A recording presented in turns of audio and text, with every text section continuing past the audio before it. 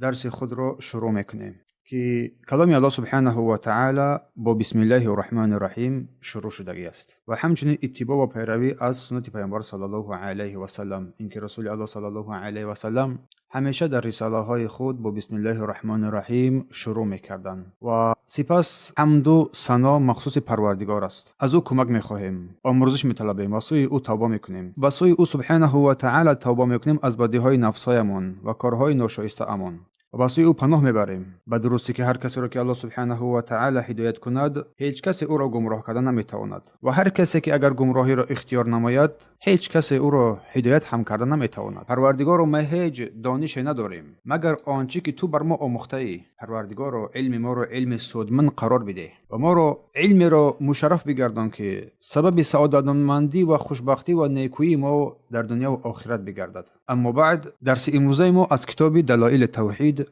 دلیل های توحید از شیخ محمد بن سلیمان التمیمی رحمه الله تعالی. این کتاب یک کتاب مبارک است که با طریق سوال و جواب زیاده از 50 و چند سوال و جواب است. این را ان شاء الله که با سمع شما مطرح میکنیم و همچنین تلاش میکنیم که بعضی از نقطه های آنها را شرح مختصر برای شما بدهیم. بعضی از نقطه های این را برای شمایان یک شرح مختصر بدهیم تا که شما هم بهره بگیرید و همگی این نعمت نیکویی را ارزشمند بگردند. پس در اینجا سوال اولی که مطرح می شود میفرماید سه اصل اساسی که انسان را یا که انسان آن را باید بداند کدام ها هستند؟ و سوال ها به نهایت با دقت گوش بدهید، چون سوالات مهم هستند و جواب آنها از هر چیز دیگری هم مهمتر هستند. اصل‌های سگانه‌ای که دانستن آن برای هر یک بندگان لازم حتمی است کدام ها هستند؟ می‌فرماید بندگان الله باید بشناسند پروردگار خود را و دین خود را و پیامبر خود را محمد صلی الله علیه و سلم.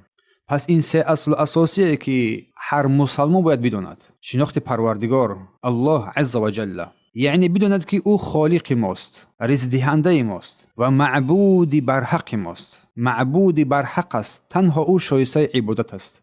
این است معنای لا اله الا الله. دوم، شناختن دین اسلام، دین است که الله سبحانه و تعالی برای بندگانش انتخاب کرده است و اساسش اطاعت با توحید است و فرمانبرداری از امرها و دوری جستن از نهیهای او سبحانه و تعالی است. و سوم، شناخت پیامبر صلی الله علیه و سلم که او رسول آخرین از رسولان است و رحمت برای جهانیان فرستاده شده است که الله سبحانه و تعالی او را فرستانید تا مردم را از ظلمات کفر و شرک و بدعت و گناهان به سوی نور هدایت، نور توحید، نور سنت راهنمایی کند.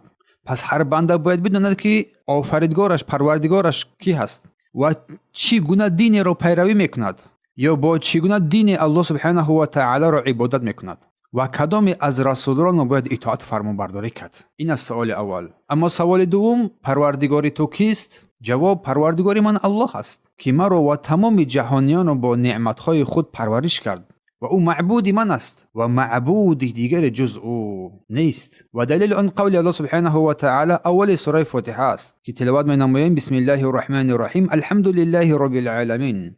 حمد و سپاس و ستایش سزاوار پروردگار عالمیان است، پروردگار جهانیان است. هر چیز غیر از الله سبحانه و تعالی از جهانیان که هستند آنها مخلوق هستند، آنها آفریدگار نیستند، بلکه آفریدگار تنها الله سبحانه و تعالی است. برای اون تو در اینجا الحمدلله رب العالمین نگویی. پس از این آیه کریمه چنین معنا را ما درک میکنیم که تمام شکر و تمام حمد و سپاس و ستایش از آن پروردگار است. او پروردگار تمام مخلوقات است. پس هر چی غیر الله باشد مخلوق است. الله سبحانه و تعالی آفریدگار است و قرآن کلام اوست، مخلوق نیست. پس هر چیزی که مخلوق است محتاج پروردگار است، محتاج اله است. از این رو برای بنده دیگر یگان معبود باید شایسته نباشد که او را عبادت نماید و جز الله سبحانه و تعالی. اما سوال سوم، معنای رب چیست؟ و جواب آن این گونه است که او رب به معنای مالک، معبود و مدیریت جهان در دست اوست و او سزاوار پرستش و عبادت. پس معنای رب به معنای مالک، صاحب حقیقی همه چیز، مدبر، تنظیم کننده و تدبیر کننده امور مخلوقاتش، تمام مخلوقاتش، و معین، کمک کننده و پرورش کننده آفریده ها رو، یعنی مخلوقات رو از حالت به حالت دیگر میبرد و تمام مخلوقات رو با آن نعمتایش تربیت مینماید و معبود یعنی مالک و صاحب پروردگار برحق الهی برحق که تنها او سزاوار عبادت است، زیرا آفرینش از آن اوست و تدبیر تمام امور از آن اوست. پس عبادت هم سزاوار اوست، باید او عبادت کرده شود نه کس دیگری. از این رو وقتی که میگوییم رب، معنای حقیقیش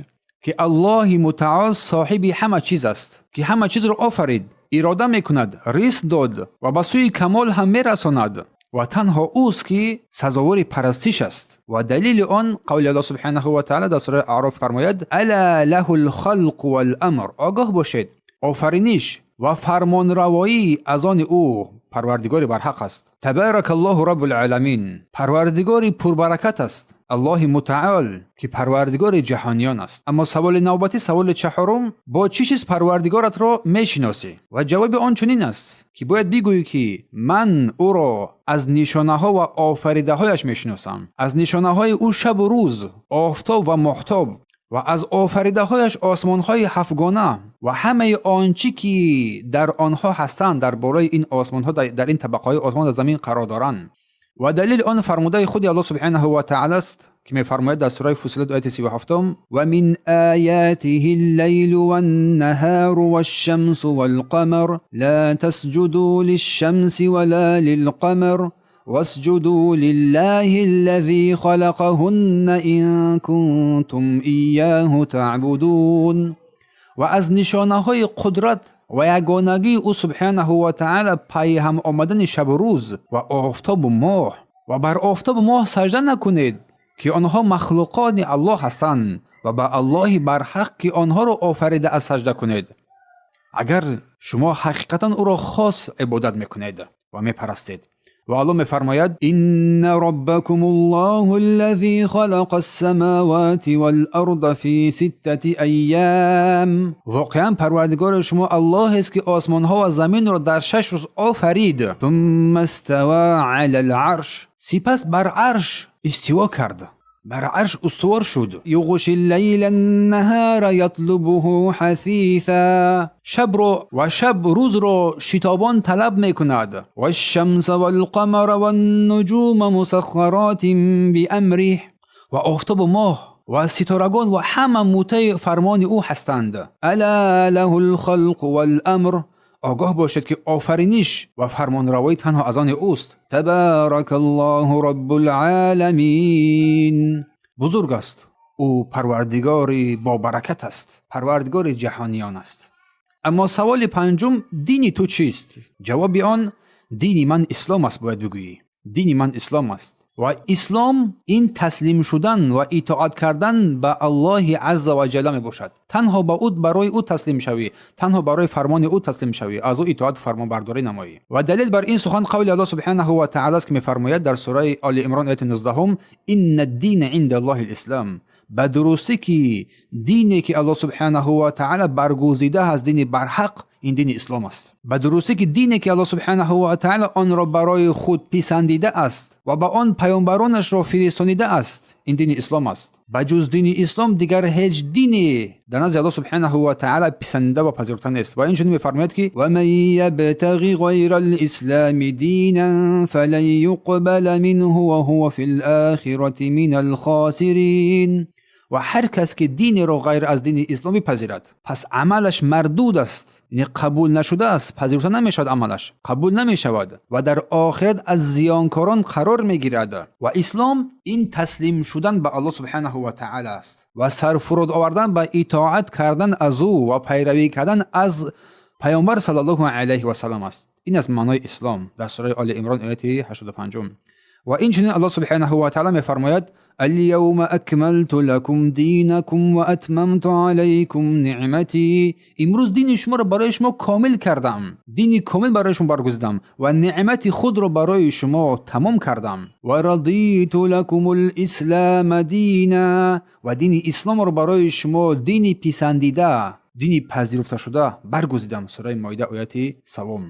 پس اسلام معنای اطاعت کردن، تسلیم شدن به فرموده‌های او سبحانه و تعالی است. تنها او را اطاعت نمایی با توحید در عبادت، اطاعت از امرهای او و دوری جستن از منع کرده های او. پس دین من اسلام است که الله آن را برای همه بشر پسندید و کامل گردانید. پس دین اسلام این راه راستین است که همه پیامبران علیهم السلام به آن دعوت کردند. سوال ششم: پس این دین اسلام بر چه چیز اساس یافته است؟ جواب: دین اسلام بر 5 رکن اساسی اساس یافته است. اولا شهادت دادن این که معبودی بر حق جز الله نیست و محمد صلی الله علیه و سلم بنده و رسول اوست.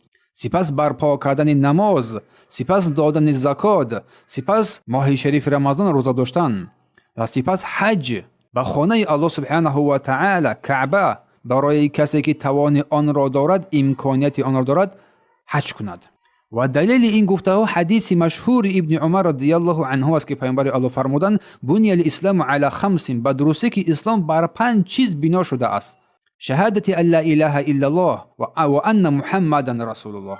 اینکه شهادت به لا اله الا الله و محمد رسول الله است و اقام الصلاه و نماز را برپا داشتن و ایتاء الزکات و زکات را برپا دادن و حج البیت و حج خانه کعبه را کردن و صوم رمضان و روزه ماه رمضان را روزه داشتن. روایت بخاری و مسلم است. پس دین ما دین اسلام است که بر 5 ارکان بنیاد شده است.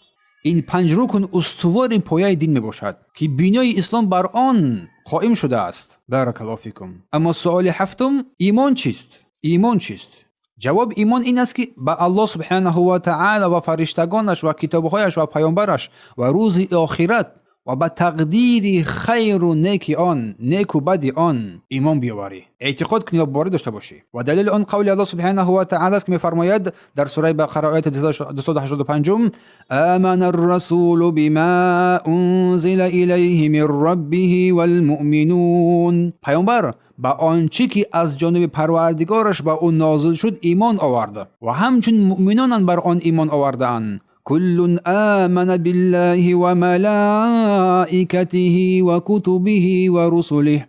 همه به الله و فرشتگان و کتابها و پیامبران ایمان آوردند. سوره بقره آیه 285. پس این آیه کریمه دلیل روشن برای ارکان ایمان است، اساسهای ایمان است که یکی از قسمت‌های مهمی سؤال سوم که دین تو چیست به شمار می رود. پس ارکان ایمان، ارکان اسلام، عملهای ظاهری، شهادتین، نماز، روزه، زکات و حج است. اما ارکان ایمان باشد باور و اعتقاد، ایمان به الله، فرشتگان، کتابها، پیامبران، روز قیامت و تقدیر و نیک و بد آن. بارک الله فیکم. اما سوال هشتم باشد احسان چیست؟ و جواب: احسان آن است که الله را چنان پرستش کنی که گویا او را تو میبینی. اگر او را نمیبینی پس بدان که الله سبحانه و تعالی به درستی که تو را میبیند. و دلیل آن قول الله سبحانه و تعالی است که میفرماید: ان الله مع الذين اتقوا والذين هم محسنون. هر آینه الله سبحانه و تعالی با آنهایی است که پرهیزگاری میکنند و با آنهایی است که نیکوکاری میکنند. سوره نحل آیه 128. پس احسان مقام عالی ترین در دین است و معنای آن الله را چنان عبادت کنی که گویا تو او را میبینی. اگر تو او را نمیبینی پس البته که الله سبحانه و تعالی تو را میبیند. و همچنین دلیل آن حدیث جبرائیل علیه السلام که از رسول الله صلی الله علیه و سلم در مورد احسان پرسید و آن حضرت صلی الله علیه و سلم در جواب چنین گفتند: ان تعبد الله كأنك تراه فإن لم تكن تراه فإنه يراك. احسان این است که الله را چنان عبادت و پرستش کنی که تو گویا او را میبینی. اگرچه تو او را نمیبینی پس البته که او سبحانه و تعالی تو را میبیند. روایت مسلم. پس احسان معنای بلند برداشتن سطح عبادت با اخلاص و نظارت دائمی دارد تا که بنده همیشه خود را زیر نظر الله سبحانه و تعالی احساس کند. این است معنای احسان. اما سوال نهم باشد: پیامبر تو کیست؟ جواب: باید بگویی که پیامبر من الله است. پیامبر من محمد صلی الله علیه و سلم است. در جواب باید چنین تو بگویی: پیامبر من محمد صلی الله علیه و سلم است. محمد ابن عبدالله ابن عبدالمطلب ابن هاشم و هاشم از قریش است و قریش از کنانه و کنانه از عرب ها است و عرب ها از نسل اسماعیل و اسماعیل از ابراهیم و ابراهیم از نسل نوح علیه السلام. این را باید کوتاه تو از خود نمایی، در خود داشته باشی. پیامبرت رو حداقل نسب اون را کوتاه باید بدونی. баракаллоҳу фикум. Аммо суоли даҳум ки марбут ба суоли нуҳум аст: бо чӣ чиз паёмбар Муҳаммад саллаллоҳу алайҳи ва саллам паёмбар шуд ва бо чӣ чиз расул шуд? Ҷавоб: ба муҷарради нозил шудани сураи Иқра расули Аллоҳ саллаллоҳу алайҳи ва саллам паёмбар шуд ва бо нозил шудани сураи Муддассир расул шуд. Пас Муҳаммад саллаллоҳу алайҳи ва саллам бо нозил шудани ин 5 ояи аввали аз сураи Иқра паёмбар шуд, нубувватро сазовор гардид ва ба нозил шудани сураи Муддассир я айюҳал муддассир қум фаанзир, эй ҷома бар худ печида хез мардумро бин бидеҳ, расул шуд. Рисолат, фиристодагӣ барои расондани паём бар мардум вазифадор шуд. Аввалан нубувват бо сураи Иқра, дуввум рисолат бо сураи Муддассир. Суоли 11: муъҷизаи ӯ саллаллоҳу алайҳи ва саллам чист? Ҷавоб: муъҷизаи ӯ саллаллоҳу алайҳи ва саллам Қуръони азимушаън аст ки тамоми башарият ба овардани ҳатто як оят ёки як сураи аз он оҷиз монданд. Бо далели фармудаи қавли Аллоҳ субҳанаҳу ва таъала ки мефармояд: وَإِن كُنتُمْ فِي رَيْبٍ مِّمَّا نَزَّلْنَا عَلَىٰ عَبْدِنَا فَأْتُوا بِسُورَةٍ مِّن مِّثْلِهِ وَادْعُوا شُهَدَاءَكُم مِّن دُونِ اللَّهِ إِن كُنتُمْ صَادِقِينَ. و اگر در آن چیزی که بر بنده خود نازل کرده ایم یعنی محمد صلی الله علیه و سلم شک دارید، شک میکنید، پس سوره مثل آن را بیاورید اگر شک دارید و شاهدان خود را غیر الله سبحانه و تعالی فرا خوانید اگر شما واقعا راستگوی هستید. در سوره بقره آیه 23 و در آیه دیگر نیز الله میفرماید در سوره اسراء آیه 88: قل لئن اجتمعت الانس والجن على ان یأتوا بمثل هذا القرآن. بگو ای پیامبر بر این مردم، بر این منکران بگو اگر انسان ها و تمام جن ها جمع شوند تا مثل این قرآن بیاورند، مثل آن هرگز و هرگز آوردن نمیتوانند. لا یأتون بمثله ولو کان بعضهم لبعض ظهیرا. اگرچه بعضی آنها با بعضی دیگر یاری بدهند. پس این آیه کریمه، آیه اولی که خوانده شد، دلیل روشن است که محمد صلی الله علیه و سلم رسول الله است و قرآن کلام الله است، نه سخن بشر، نه سخن انسان. و این آیت دومی که تلاوت کرده شد از بزرگترین دلیل‌های پیامبری محمد صلی الله علیه و سلم باشد، زیرا قرآن معجزه جاویدان است، کسی نمیتواند مثل آن بیاورد حتی یک آیت، یک حرف از آن را. پس پیامبر من محمد صلی الله علیه و سلم است. الله سبحانه و تعالی با بزرگترین معجزاتش قرآن فرستانید. پس قرآن معجزه است که نه انسان و نه جن قادر نیستند مثل آن بیاورند. سوال 12: پس دلیل آن که او صلی الله علیه و سلم رسول الله است چیست؟ جواب: دلیل بر این که رسول الله صلی الله علیه و سلم فرستاننده از جانب پروردگار است. قول الله سبحانه و تعالی در سوره آل عمران آیه 144 می‌فرماید: و ما محمد الا رسول قد خلت من قبله الرسل. یگان شبهه نیست که محمد صلی الله علیه و سلم پیامبر است که پیش از او پیامبران دیگر نیز بودند. افئن مات او قتل انقلبتم علی اعقابکم. آیا اگر بمیرد یا کشته شود، چگونه که دشمنان خبرهای دروغین پنگ میکردند، شما به دین پیشینیان خود باز میگردید و دین پیامبرتان را ترک میکنید؟ و من ینقلب علی عقبیه فلن یضر الله شیئا. و هر کسی که از دینش باز بگردد هیچ زیانی به الله سبحانه و تعالی نخواهد رسانید، بلکه به خودش زیان بزرگی میرساند. و سیجزی الله الشاکرین. اما کسی که استوار در این دین قرار بگیرد، در ایمان و شکرگزاری، در توحید و پایبند سنت پیامبر بودن، هر چیزی از آن را قبول کردن، چیزی از آن را رد نکردن، پس الله سبحانه و تعالی شکرگزاران را پاداش و مکافات بزرگ خواهد داد. پس دلیل آن که محمد صلی الله علیه و سلم رسول الله است، دلیل ها زیاد هستند. اولین دلیل، بزرگترین دلیل، این قرآن کریم است. معجزه جاویدان است، کسی نمیتواند مثل آن را بیاورد. و معجزه های دیگری میمانند شکافتن ماه، پاره شدن ماه، برآمدن آب از بین انگشتان مبارکش و خبرهای پیشین را بر ما خبر دادن، بشارت‌های پیامبران و کتاب‌های آسمانی بر او گواهی دادن، عمل پاک آن، اخلاق نیکوی او، دلیل راستین است بر امانتداری او و پیشگویی او از چیزهایی که بعد از آن واقع می شود. پس همه این شهادت می دهد که او واقعا رسول الله است. پس این آیه کریمه که خوانده شد دلیل قطعی است که محمد صلی الله علیه و سلم رسول حق بر حق است و او مثل پیامبران پیشین انسان از بشر است. از انسان به دنیا آمده است، نه از نور، چگونه که سخنان بر دروغ میگویند.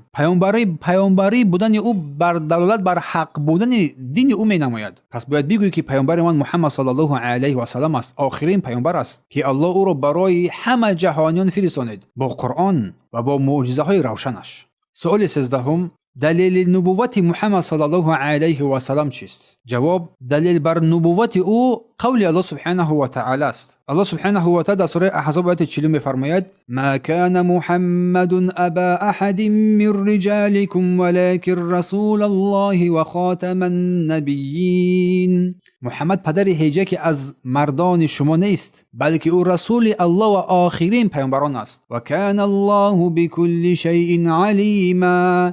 و الله به هر چیز داناست. این آیه دلالت میکند که او صلی الله علیه و سلم از آخرین پیامبران است. آخرین فرستانیده الله سبحانه و تعالی بر تمام مردم، بر تمام جهانیان. به درستی بعد از او دیگر نبوت و رسالت نیست. بر رساله پیامبر صلی الله علیه و سلم دیگر تمام رساله ها خاتمه یافتند. سوال 14: الله سبحانه و تعالی محمد صلی الله علیه و سلم با چه چیز فرستانید؟ جواب: الله سبحانه و تعالی او را با عبادت خود، یعنی تنها الله سبحانه و تعالی را عبادت کردن بدون شریک آوردن بر او سبحانه و تعالی فرستانید و فرمود که الله سبحانه و تعالی معبود بر حق است، جز او معبود دیگری نیست. و او صلی الله علیه و سلم مردم را به سوی عبادت الله سبحانه و تعالی دعوت کرد. تمام مخلوقات را هیچ کس جز او عبادت کردن نشود، چی فرشتگان باشند، چی پیامبران باشند، چی صالحان باشند، چی سنگ، چی درخت، هر چی باشد، تنها باید انسان ها و جن الله را عبادت نمایند. و اینچنین الله میفرماید: و ما ارسلنا من قبلك من رسول الا نوحی الیه انه لا اله الا انا فاعبدون.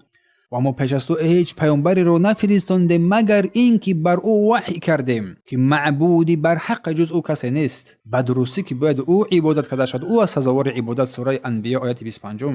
و نیز الله میفرماید: ولقد بعثنا في كل امه رسولا ان اعبدوا الله واجتنبوا الطاغوت. در حقیقت از برای هر امت ما رسولان فرستاندیم بر این دعوت که الله را عبادت کنند و از طاغوت دوری بجویند. سوره نحل آیه 36. و نیز میفرماید: واسأل من ارسلنا من قبلك من رسلنا.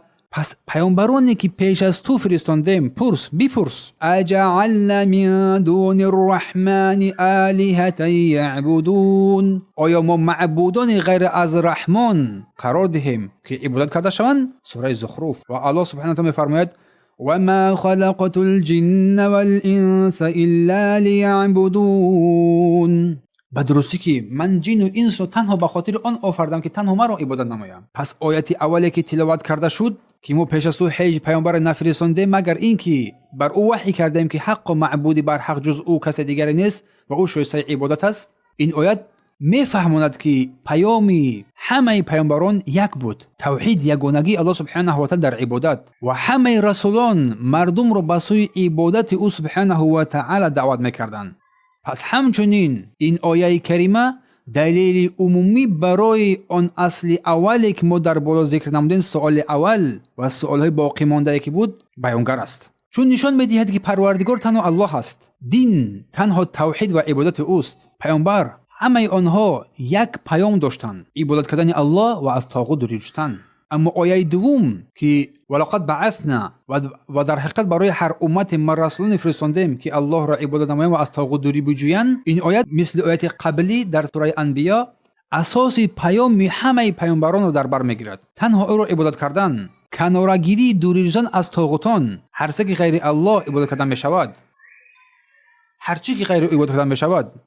پس این است ای برادر و خواهر گرامی، همه دلیل هایی که شما پی در پی باید اینها رو بفهمید و بدونید. پروردگار الله، دین اسلام در اساس توحید و ارکان آن، پیامبر محمد آخرین رسولان صلی الله علیه و سلم. پس از این آیه کریمه معلوم میشد که الله خلق را تنها برای آن آفریده است که او را عبادت کرده شود، یگانه او را، و از عبادت از غلامداری مردم دوری جستن. توحید رو برای او خالصانه یگانه پرستی رو برای او قرار دادن و به جا آوردن. برای این مقصد است که الله سبحانه و تعالی برای هر امت رسول فرستانید تا به سوی آن دعوت نمایند. اما آیه سوم که الله فرمود در این آیه زخرف، از پیامبرانی که پیش از تو فرستانیدیم بپرس آیا معبود غیر از الرحمن قرار دارد، وجود دارد که عبادت کرده شود؟ این مثل آیه قبلی هست. پیام همه پیامبران توحید است.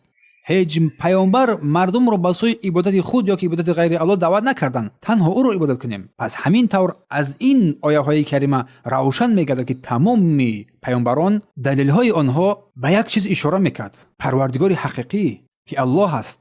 دینی حقانی دین اسلام است بر اساس توحید بنا شده و پیامبری بر حق این محمد صلی الله علیه و سلم است. مثل دیگر پیامبران پیشین مردم به سوی توحید دعوت نمود و از دوری جستن از عبادت طاغوت ها. بارک الله فیکم. اما سوال 16 هم باشد، میفرماید که کدام نوعهای عبادت هستند که تنها برای الله درست میباشند. یکی در این سوال 16 هم وقتی که ما پروردگار رو با دین اسلام با پیامبر شناختیم، در اینجا ما فقط درباره عبادت که صحبت می رود کدام نوعهای عبادت تنها از برای الله قرار بگیرند، و جواب آن چنین است: از جمله نوعهای عبادت، یعنی یک قسمتی از نوعهای عبادت ما ذکر می نماییم که تنها از برای الله باید قرار بگیرند، وگرنه نوعهای عبادت زیاد است. اینها یعنی: اول دعا، دعوت و التجا. دعا دو نوع است: دعای عبادت است و مثل نماز، روزه، حج، زکات، رکوع، سجده. اما دعای مسئلت، سوال کردن، تنها باید از الله هر چی که داری سوال نمایی. دوم یاری خواستن، استعانت میگویند. کمک یاری تنها از برای الله سبحانه و تعالی باشد. ایاک نعبد و ایاک نستعین، تنها تو را عبادت میکنیم. یکم دعا و ایاک نستعین، تنها از تو یاری و کمک میطلبیم. قربانی کردن، ذبح و قربانی تنها از برای الله قرار بگیرد. نظر کردن تنها برای الله سبحانه و تعالی باشد، نه برای قبر، نه برای شیخ پیر. ترس، خوف از الله باشد. رجا، امیدواری تنها به سوی او باشد. توکل، تکیه کردن بر الله سبحانه و تعالی باشد. دائم اینابه میگویند به سوی پروردگار همیشه بازگشت باشد. محبت، یعنی دوست داشتن با محبتی حقانی او را دوست داشتن سبحانه و تعالی. خشیت هم یکی از نوعهای ترس است. ترس و احترام با دانش و رغبت کردن به سوی او سبحانه و تعالی، رغبت صمیمی. و رحمت، از رحمت او ناامید نبودن. و رکوع و سجده و خشوع، تواضع، فروتنی و توکل برای او و توسل از او.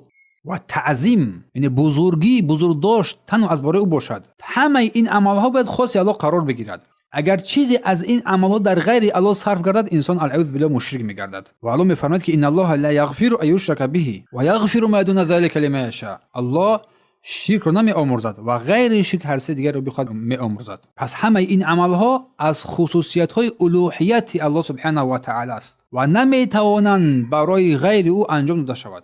بارک الله فیکم. اما سوال 17: بزرگترین امری که الله سبحانه و تعالی بر آن امر کرده است چیست؟ و بزرگترین چیزی که الله سبحانه و تعالی از آن منع کرده است چیست؟ بزرگترین امر الله و بزرگترین نهی الله سبحانه و تعالی کدام هست؟ جواب: بزرگترین امری که الله سبحانه و تعالی بر ما بندگانش امر کرده است این توحید است.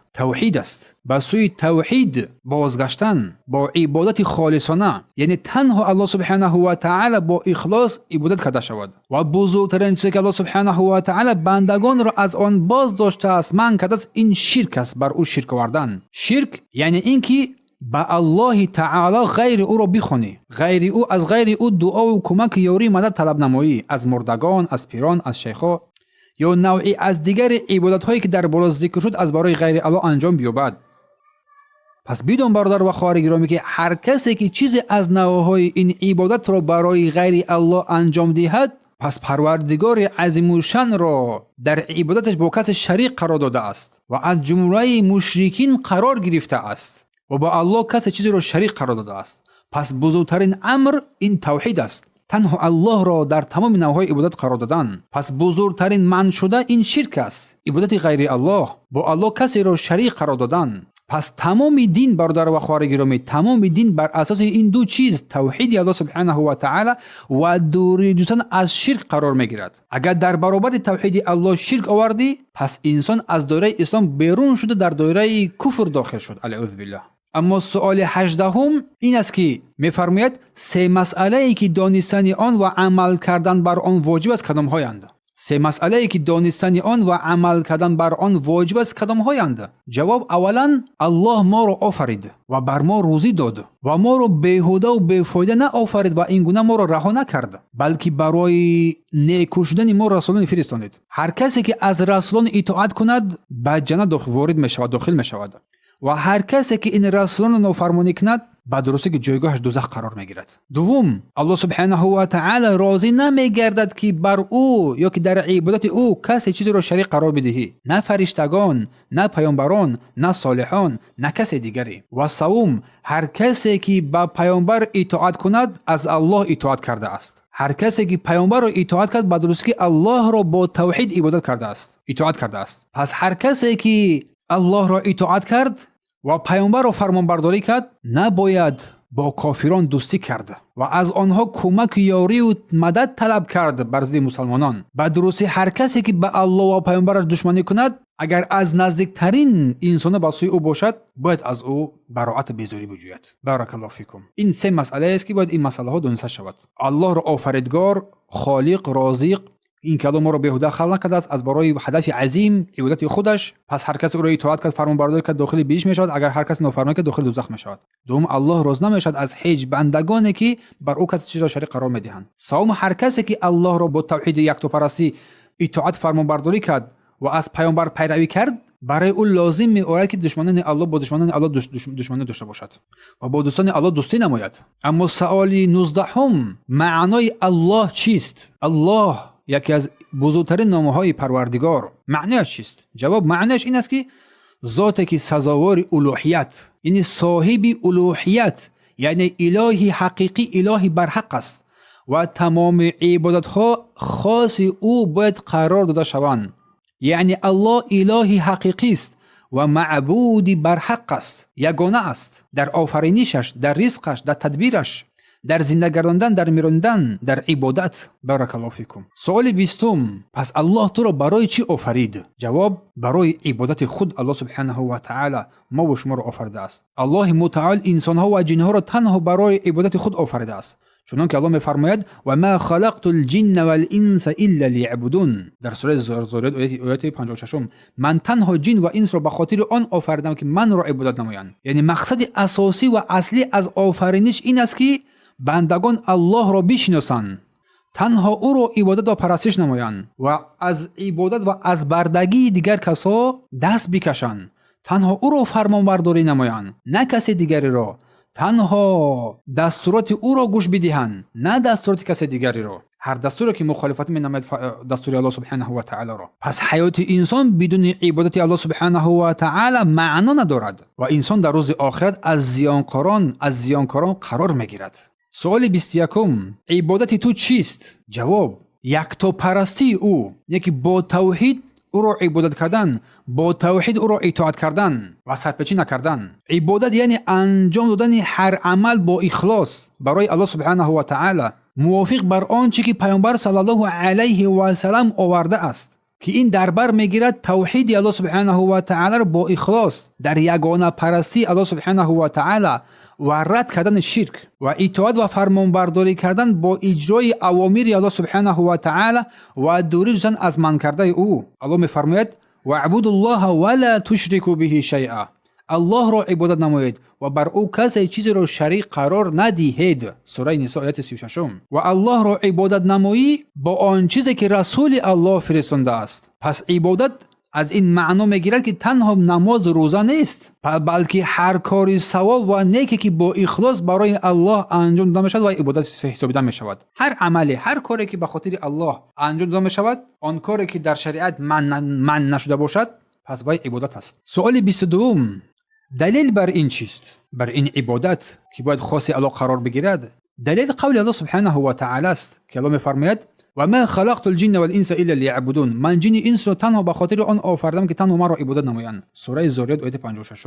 پس این آیه کریمه بیانگر هدف اصلی آفرینش انسان و جن را در بر میگیرد. یعنی تنها برای عبادت الله سبحانه و تعالی بندگان آفریده شدند و از عبادت و بردگی مخلوقان آزاد کرده شوند. پس عبادت معنای وسیع دارد: اخلاص در توحید، انجام فرمانها و پرهیز از حرامها. پس همین آیت اساس دلیل روشن است که تمام هستی برای مقصد بزرگ عبادت الله سبحانه و تعالی تعیین شده است و این عبادت باید موافق سنت پیامبر صلی الله علیه و سلم قرار بگیرد، چون شرط اساسی قبول عبادت یا که اساس رکن عبادت این دو است: اخلاص از برای الله انجام دادن و متابعت پیامبر صلی الله علیه و سلم را قرار دادن.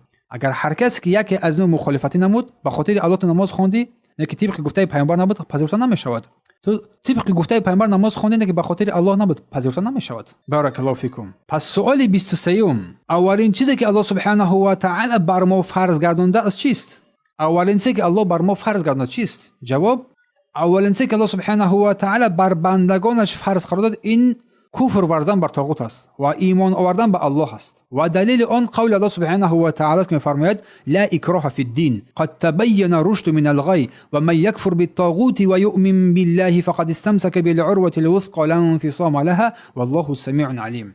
در دین اجبار مجبوری نیست، حقیقت از گمراهی آشکار جدا شده است.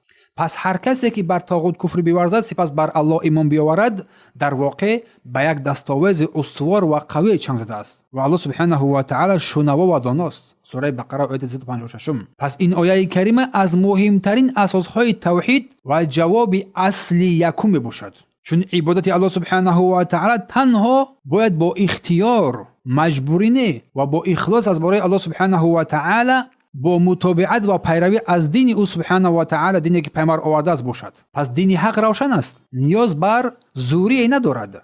پس اسلام بر دو اصل اساس یافته است: اولا کفر بر طاغوت، رد کردن همه معبودان باطل و قرآن دستور عمل انسان قرار بگیرد، و ایمان به الله. پس اولین چیزی که الله سبحانه و تعالی بر بندگانش فرض قرار داد این است که همه گونه عبادت و همه گونه اطاعت ها از برای الله باشد و همه گونه عبادت و اطاعتی که مخالفت دین الله است، مخالفت قرآن است، از او روی گرداندن است. این معنی کفر بر طاغوت است و اخلاص از برای او و ایمان برای او آوردن. پس این معنای حقیقت لا اله الا الله است که در معنای لا اله الا الله ما در درس گذشته با شما صحبت کرده بودیم. پس در اینجا اول رد کردن کفر بر طاغوت و سپس اثبات نمودن ایمان به الله تا توحید بنده کامل بگردد و راستین بگردد. سوال 24: العروة الوثقی یا که عروة الوثقی دستاویز استوار چیست؟ در آیه کریمه که حاضر تلاوت کرده شد: فقد استمسک بالعروة الوثقی،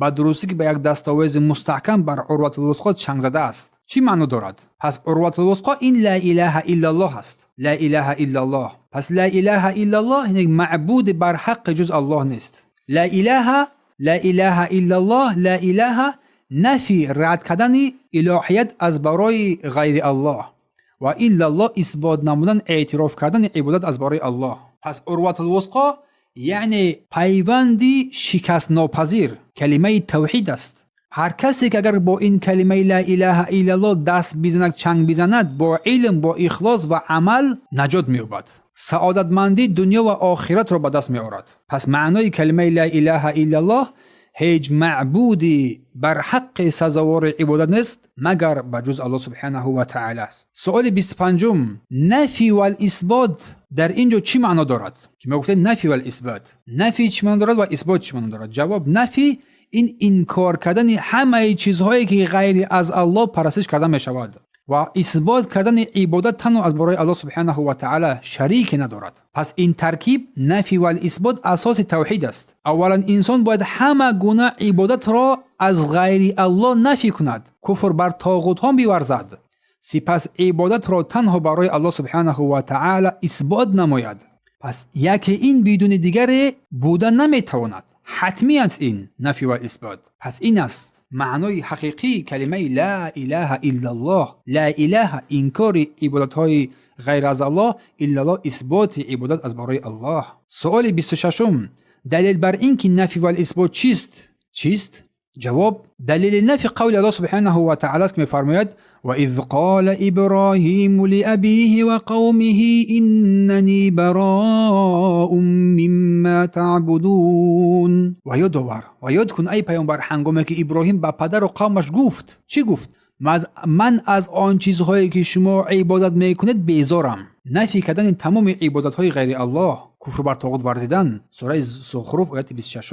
و دلیل اثبات نمودن عبادت از برای الله سبحانه و تعالی قول الله سبحانه و تعالی الا الذی فطرنی، مگر آن الله که من را آفرید. پس حضرت ابراهیم علیه السلام در ابتدا همه معبودان باطل را نفی کرد، از آنها بیزاری جست. سپس عبادت و تنها برای الله سبحانه و تعالی برای آفریدگاری حقیقی اثبات نمود. پس برادران و خواهران گرامی، انا همین از راه توحید. پس انا همین از معنای لا اله الا الله. پس نفی و اثبات همیشه با هم هستند. دو دوست حقیقی هستند که از همدیگر هرگز جدا نمیشوند. اولا رد کردن باطل، دوم اثبات حقیقت. بارک الله فیکم. سوال 27.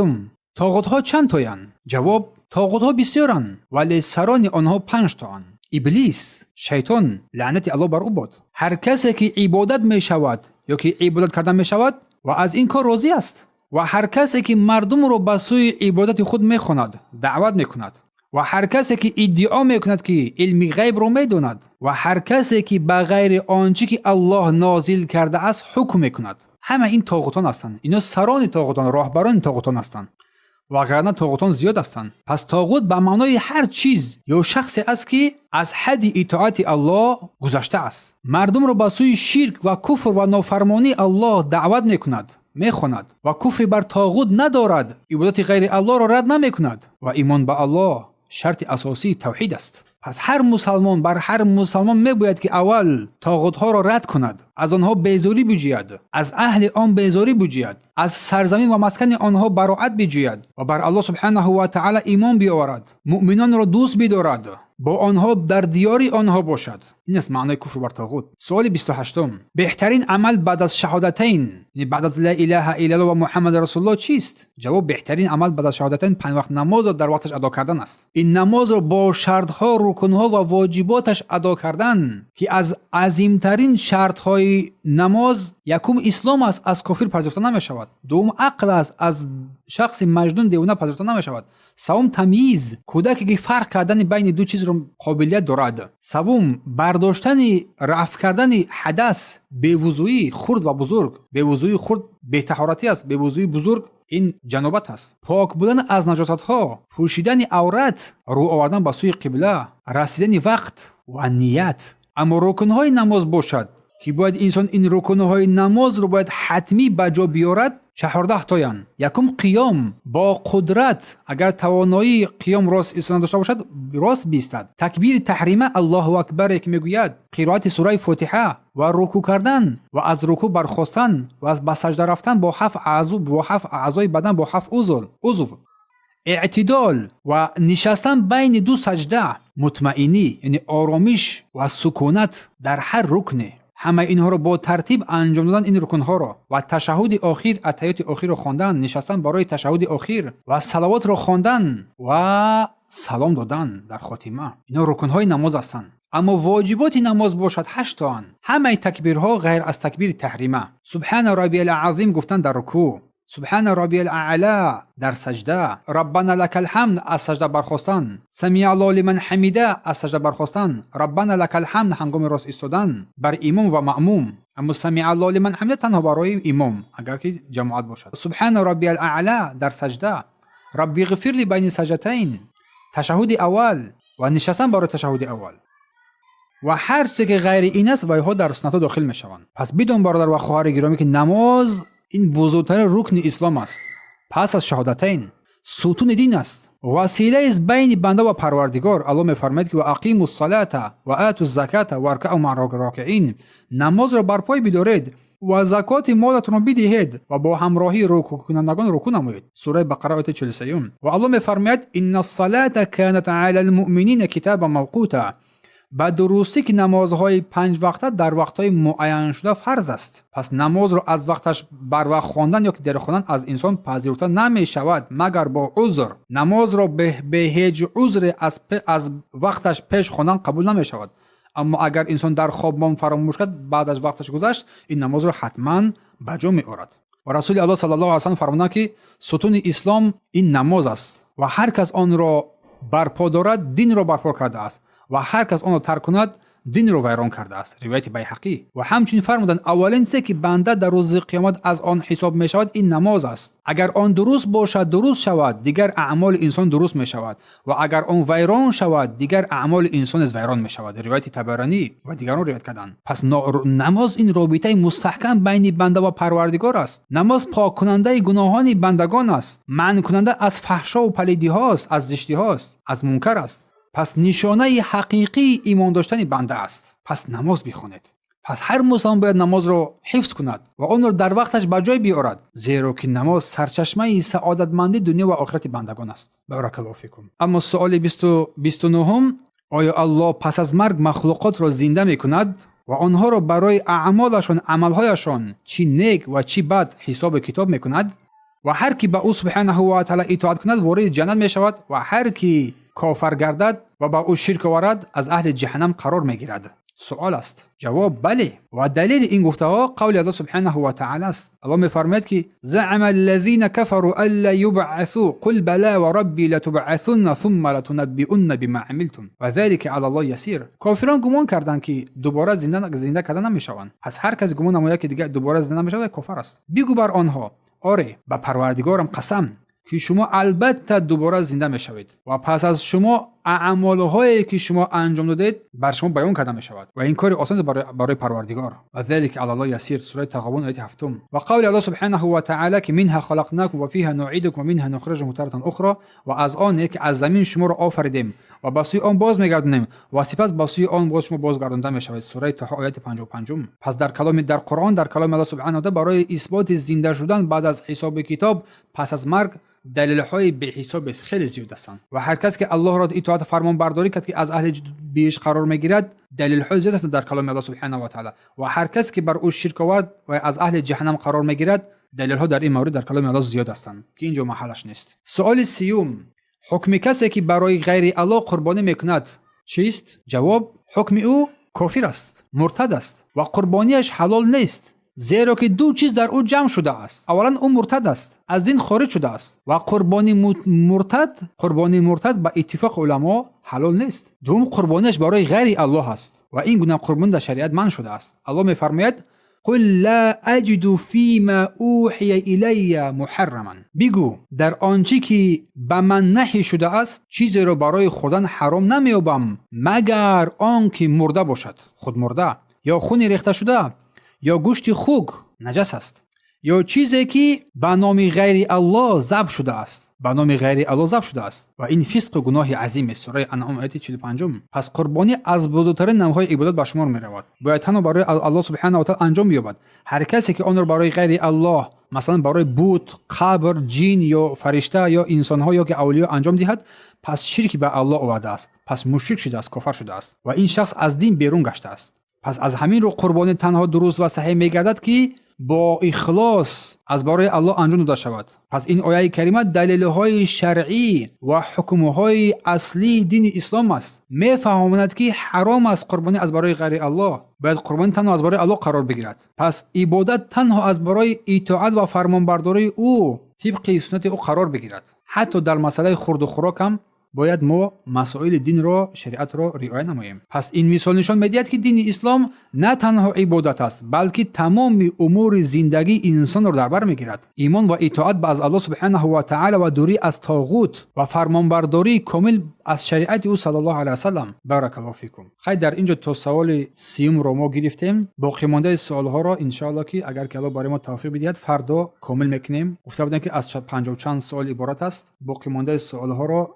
فردا ان شاء الله که ما کامل می‌کنیم با همراهی شمایان باذن الله تعالی، چون وقت نمازم الکی که نزدیک است. سبحانك اللهم و بحمدک اشهد ان لا اله الا انت استغفرک و اتوب الیک. پروردگار دین ما که اساس کارهای ماست اصلاح نما، دنیای ما را که زندگی ما در آن است اصلاح نما، آخرت ما را که بازگشت ما به سوی آن است اصلاح نما.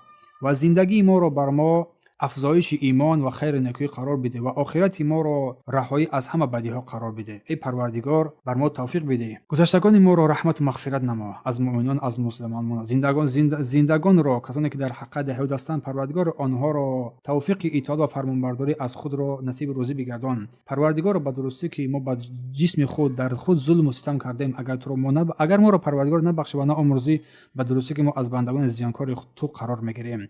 پروردگار تو پاک و منزه هستی و ما بندگان گناهکار هستیم، عاصی هستیم و نافرمانی میکنیم. گاهی پروردگار ما را بیامرز و ما را ببخش. پروردگار ما را از بندگان خالص خود قرار بده. پروردگار ما حمد و ستایش تو را میگوییم و گواهی میدهیم که هیچ معبودی بجز الله بجز تو نیست و تو سزاوار عبادت هستی. معبودی بر حق جز تو نیست. به سوی تو توبه میکنیم و از تو آمرزش میخواهیم. و صلی الله تعالی علی نبینا محمد و علی آله و صحبه اجمعین. اگر سوالی باشد مرحمت.